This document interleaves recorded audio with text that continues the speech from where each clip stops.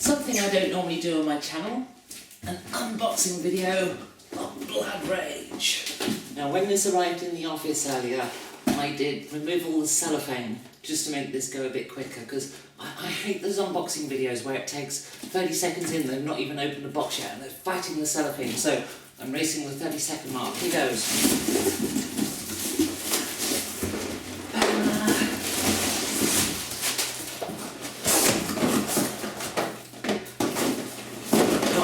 Missed 30 seconds, there's just too much of it. There's so many boxes.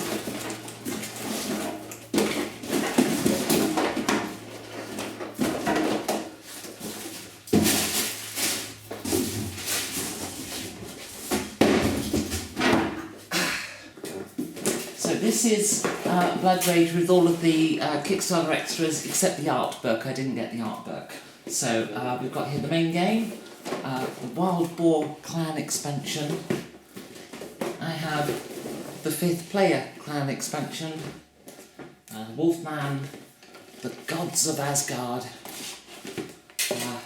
Mystic Troll, a 5th player extras thing with all the stretch goals for the 5th player expansion that aren't available for retail, a Fenrir, and a Mountain Giant. So, oh, and Mystics of Midgard. So let's dig into the game itself. The game is a Viking board game. And of course, I'm mostly interested in the miniatures. I will give the game a go. It's had some rave reviews, so at some point I will get to try it, I hope. And here we have the Viking warriors themselves. So we've got the Serpent Clan, and the alternative sculpts, and I presume there's some more of them. Is there somewhere else? That seems to be 8. There must be a leader or something, I think.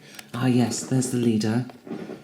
And then, I'm not sure what all these clans are yet. It might be wolf or bear or something. The Viking warriors themselves, I'm not sure why they're pink. They are a very sort of peachy pinky colour. This is the Valkyrie, I think. Or is that the Valkyrie? That must be the witch. And we've got a dwarf and a dark elf. No, that's a dark elf. So what's that one? I don't know. These aren't the real reason I bought this game.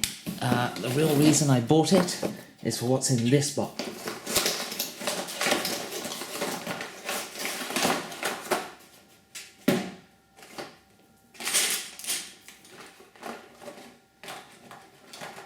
And this is the best troll model ever. I'm so impressed with this guy, just the sculpting detail on him with that awesome nose sculpt. I think that really... I wish more trolls had been sculpted this way. That is awesome. It really gives some character to the troll that you just don't normally get. One of the other cool creatures is this sea serpent. It's just fantastic. I mean, the detail there. And that must have been a nightmare to mould. I wouldn't want to be making the moulds for that one, I have to say. And we've got this... I guess it's a fire giant, yeah, because flames on the sword, so... Yeah, definitely a giant. And then a stone giant, or frost giant, or something. Frost giant, I guess. No, it's Vikings, it'll be a frost giant.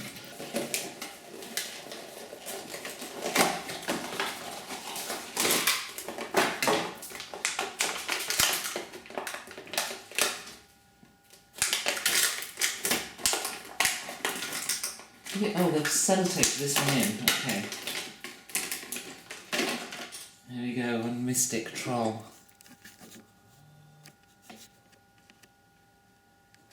They've not really done quite the same thing with the nose, which is a bit of a shame. Because I love the nose on this guy.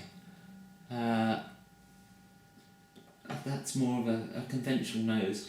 In fact, in some ways, he could even be a giant, although I will paint him as a troll, that'll be fine, but Yeah, it's quite a good sculpture. Lots of detail. It's got some kind of... Is that a skeleton hanging out? It might just be the skull and a bone next to it. Some kind of detail there on the backpack. I can't... My eyesight must be failing me. I can't make it out at the moment. Yeah, and that's... I mean, that... Playing D&D, that would just be like a werewolf miniature. That's... When the Kickstarter campaign started, the Wolfman was the only Kickstarter exclusive at the very beginning. And I always thought, well, it's just a werewolf, so what? You know, I had like 3 of those already. But some of the chaos extras that came along later, well, pretty awesome. But this is the one everyone was screaming for. This is Fenrir.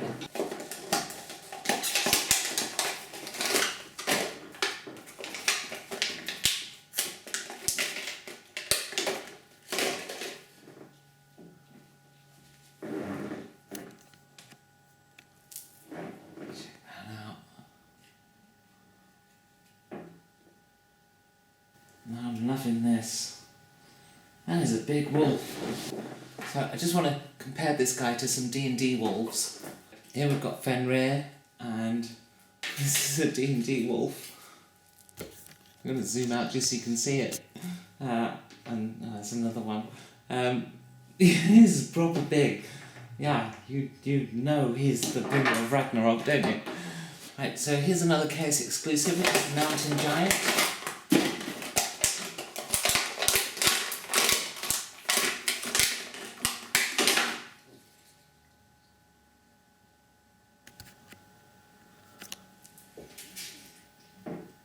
That's good. So he's got a shield there as a breastplate, a few heads dangling down from his, and is that a bone or something? Looks like he's got a handcuff. Oh, it's a metal hoop. Okay, that would be for keeping an axe in or something, or possibly his warhammer, although the hoop's way too small for that. So, but yeah, so going first. That's a good model, very dramatic. I like that. It does look a bit sort of cold and icy, so very, very Viking-y. The Gods of Asgard. Now, I was really curious with these as to how big these miniatures are, so it should be interesting to see. Look, roughly 20. So here's a Ral Partha elf. So little, yeah, hasn't got the same kind of bulk. This is from a D&D miniatures game, Dark Elf, and this is a barbarian from the D&D miniatures game. So the gods are kind of, they're large characters, not massive. Right,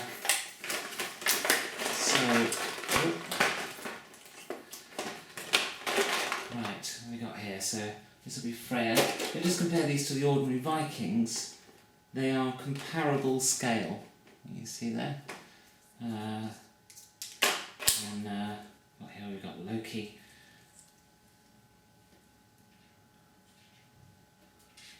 You can see, so they're comparable in size to the other Vikings. So, I guess all of the miniatures in this set would be, compared to D&D miniatures, large but not massively out of touch. So we've got Freya, Loki, Thor, Odin, who has a throne to sit on, and then he sits there with his great big spear. I think that's probably Tyr, and that's probably Heimdall. I think Heimdall's the one with the horn. Don't quote me on it. So there we go, that's the Gods of Asgard. It comes with some cards to use in the game. Okay, so this comes with the extras from the Kickstarter.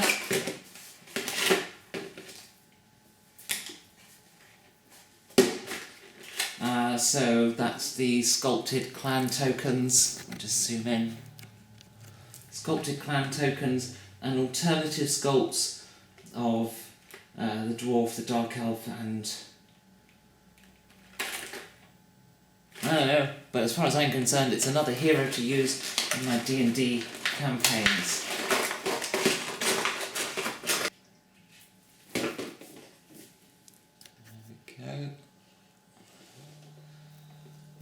Right, and then the 5th player's expansion.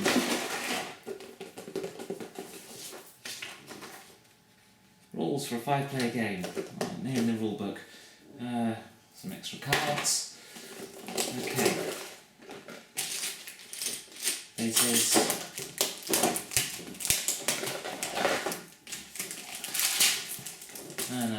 game mat thing. I did see there. So yeah, this would be the counters that in retail you'd use for the Kickstarter. We've got the sculpted ones. So. Right. Okay. More Vikings. Oh, they're really nice, the Ram Clan. Right, let's get them out so you can see them.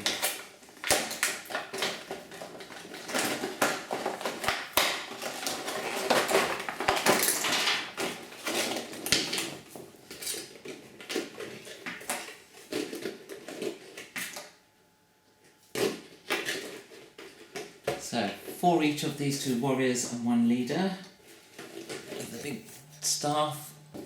There we go. I really like the Ram Clan because it's got little horns on the helmet going, but not in the stereotypical Viking way, which is of course completely historically false. But they've got ram horns going down and then hooking forward, which I quite like that.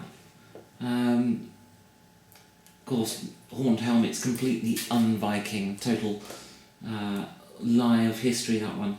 Lots of detail on these guys. They are nice sculpts, actually. I like these.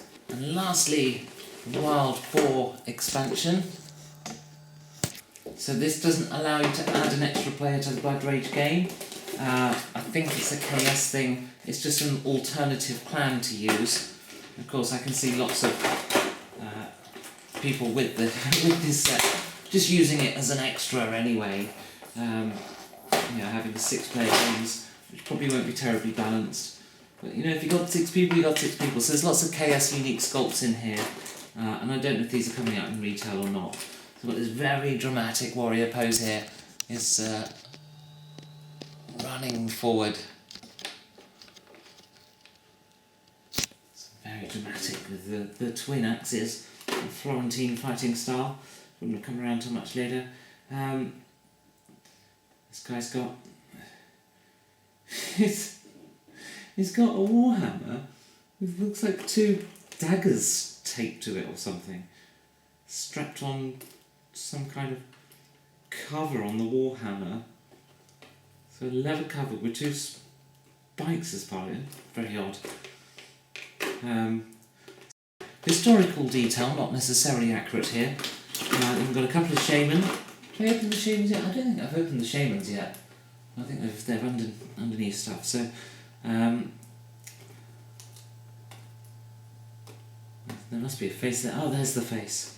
Underneath an awful lot of fur, big skull on top of the head. I don't know what animal the skull's from. It'll be a wild boar, of course, won't it? The wild boar clan. And then the leader. So some of the stars are a little bit bent, so might need the hot water trick to straighten that up. But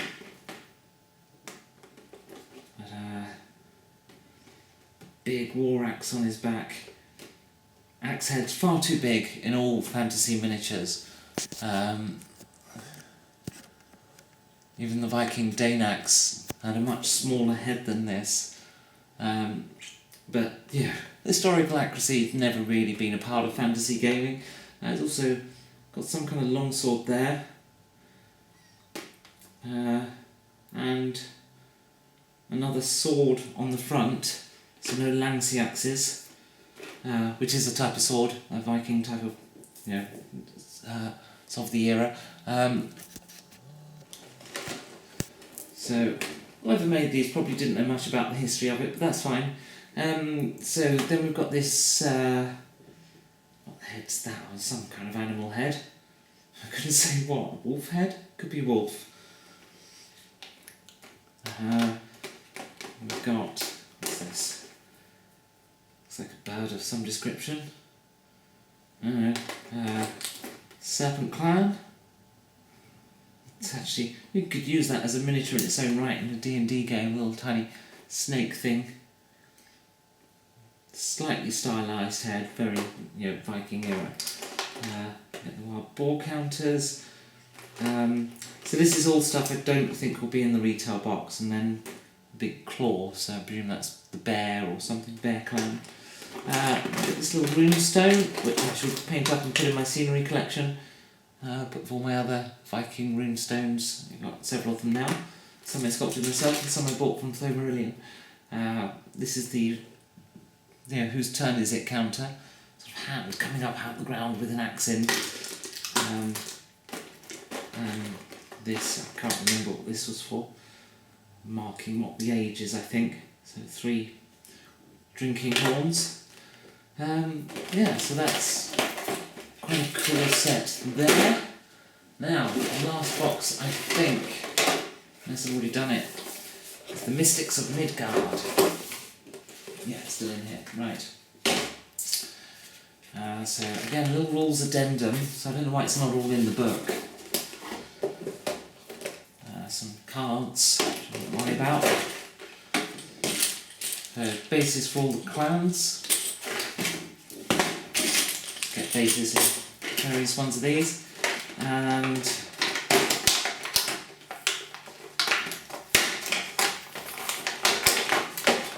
here we have the Mystics.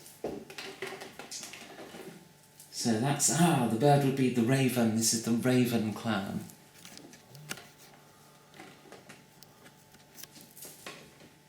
This is carrying a little pot there. She, that might be a she. That one, arguably, or possibly, no, it's a beard.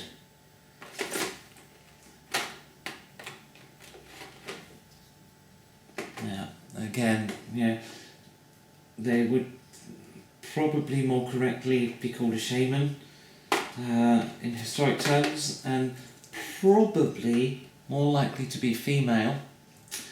They have the sort of style of game, the outfit. Oh, this one's cool. It's got a kind of bone hammer and a drum. You can even use that as a bard character, I guess. That's actually really cool. I like that. You get 2 each of these. And then lastly, whatever that one is, I don't think that's a shaman. Maybe it is. So there's some really great models here, and I do love this set. In terms of the warriors, historical accuracy out the window. Not enough female fighters. The shaman aren't women. It's something I actually commented on during the campaign, that it's almost Christian the way they approach women in this. The Serpent clan are women. There's a female witch, which I think is possibly what this model was meant to be, although I could easily use that as a ranger, as a fighter, as a paladin, maybe not paladin, as a thief.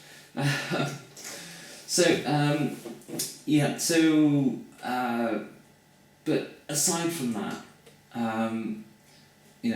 if we put the history to a side, I probably won't use these as Vikings outside of the Blood Rage game. And I do hope I get to play the Blood Rage game. I'm going to use these in D&D. These are going to be just part of a human army, basically. I'm wondering what scale they would go with a Games Workshop Man of Rohan, which I currently use as bandits. So, yeah, the bandits... Spear's broken on that one. So the bandits are definitely smaller. So that's a Games Workshop Man of Rohan, or Rohirrim, whatever. So these are definitely more 32mm than 25. For example, this is a Ralpatha 25mm elf. But that's one of the things with gaming, like over time the models have grown, and I'm kind of okay with it because I like the extra detail at the larger size. I just wish that we would define a standard for it. I don't mind some different heights. Some people are taller than others, but when you got sort of those Games Workshop, if I put 20 of those out on the table, and however many I've got of these, what's that, 8, 16, 24, 32, 48, whatever, maybe 56 odd miniatures here, and then 20 of them are a different size, and then they'll get some, and it's clear the scale difference. But that's no criticism of Blood Rage. I like the 32mm scale. I kind of prefer it because you just get those little extra details that you don't get on 25. Now, these are plastic, so they're not quite the detail of metal, but I've got to say, irrespective, the detail's very good. There's no doubt. These have got a lot of fine detail on them. So, yeah, I'm very happy with these. I love the bigatures, especially that troll nose. With the face of this troll, it's just awesome.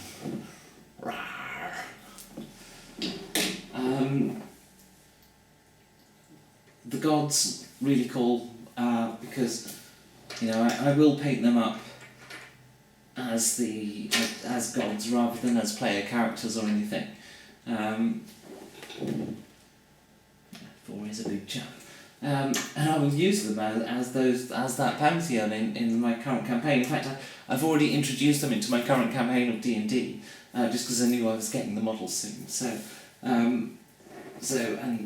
Fenrir. It's cool. This is good stuff. So well done, Cool Mini. Bad Cool Mini for selling some retail before all the Kickstarters got them. Those.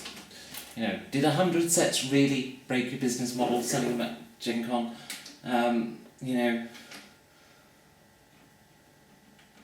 If it was that important, if 100 sets was that important to your business, but it delivered to your backers first. It's a rule, and I think Cool Mini should respect that rule in future.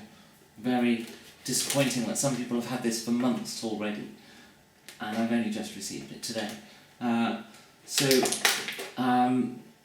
yeah, backers are now getting all. It's good stuff. Haven't played the game, obviously, just unpacked.